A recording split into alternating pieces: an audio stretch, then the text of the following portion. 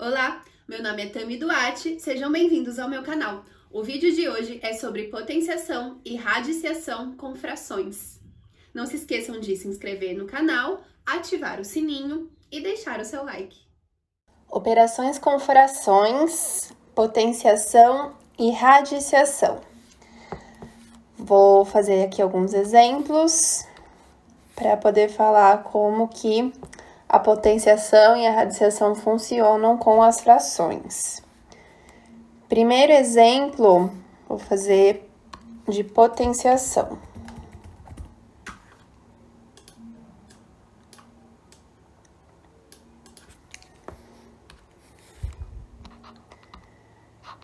Então, eu tenho aqui 2/3 elevado à segunda potência, ou 2/3 elevado ao quadrado.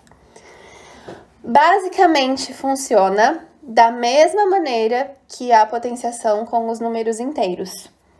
A diferença é que agora a gente tem dois números para elevar ao quadrado, o numerador e o denominador da fração.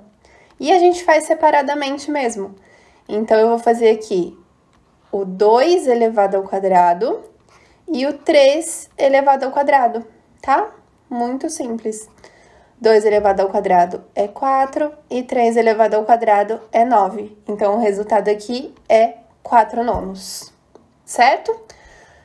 Não precisa necessariamente escrever essa etapa, tá bom? Mas é só para vocês enxergarem que é só fazer a potência com o número de cima e com o número de baixo, ok? Outro exemplo, se eu tiver um número negativo, uma fração, né, negativa, por exemplo, -3/4, vai funcionar da mesma maneira, lembra da regrinha que vale para os números inteiros, tá? Vai ser a mesma regra. Qual que é essa regra? Só para dar uma relembradinha. Para não precisar ficar fazendo regra de sinais, né, o tempo todo, vocês podem lembrar do seguinte: se a base da potência no nosso caso aqui é o -3/4. Se a base da potência for negativa e o expoente for par, o resultado vai ser positivo, tá? Eu já escrevo isso. Então, com relação a esse sinal, a gente só precisa pensar nisso. A base é negativa, só que o expoente é um número par, então o meu resultado vai ser positivo, tá? E aí, é só fazer a potência, resolver a potência igual a gente resolveu o exemplo 1. Então, eu vou fazer aqui 3 elevado ao quadrado, que dá 9, e 4 elevado ao quadrado, que dá 16, tá? Então, vai ficar 9/16 positivo, ok? Se o expoente for ímpar, então, se eu tiver, por exemplo, -3/4, só que elevado ao cubo, é a mesma regra da potenciação com números inteiros. A base é negativa e o expoente é um número ímpar, então o meu resultado vai ser negativo, tá? Se a gente fizer a regra de sinais aqui, vocês vão ver que vai dar um número negativo. E aí, a gente faz separadamente o numerador e o denominador elevados ao cubo.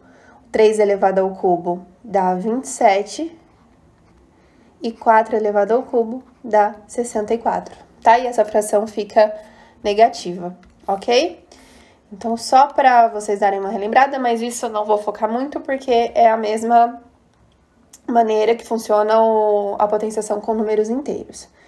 Então, se a base da potência for negativa, base negativa. Se a base for positiva, igual o exemplo 1, o resultado sempre vai ser positivo, tá?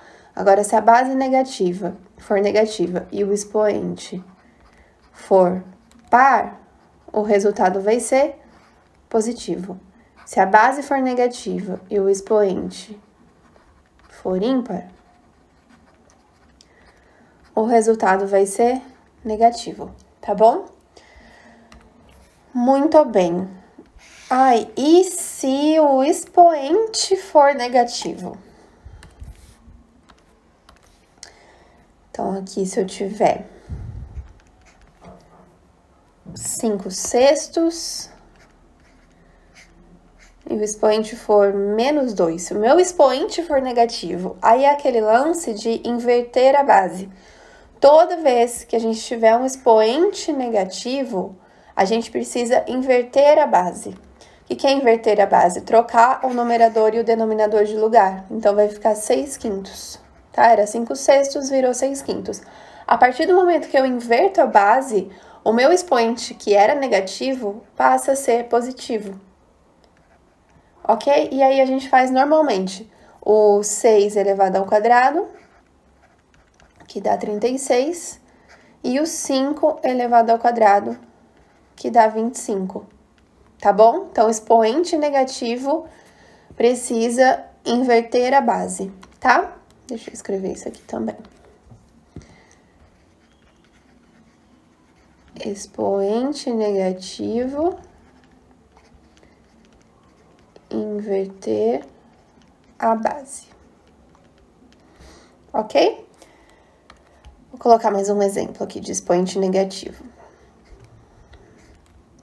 Se eu tiver 2/5, expoente for menos 1, vou colocar menos 1 aqui. Olha só, o expoente é negativo, então eu preciso inverter a base. Vai ficar 5/2, ok? A partir do momento que eu inverti a base, o expoente passou a ser positivo. E aí, a gente faz aqui, 5 elevado a 1 e 2 elevado a 1, não vai mudar nada, né? Vai continuar 5/2, tá? Essa é a nossa resposta, mas vejam que a gente precisou inverter essa fração, tá bom? Então, potenciação com fração é isso, é basicamente a mesma coisa que a potenciação com números inteiros, tá? A gente só tem aí 2 números para utilizar, para elevar ao expoente em questão. E a radiciação?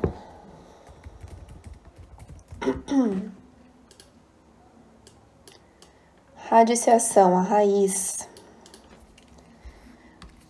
Basicamente a mesma ideia. Então, primeiro exemplo. Vou colocar aqui uma fração. E aqui eu tenho uma raiz quadrada, tá?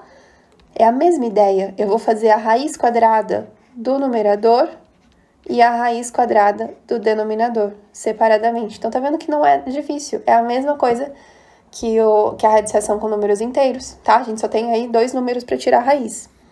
Raiz quadrada de 81 é 9, raiz quadrada de 64 é 8. Então, é só fazer separadamente, tá vendo? 9/8, essa é a resposta. Um outro exemplo. 27... 64/8, só que agora eu vou ter uma raiz cúbica.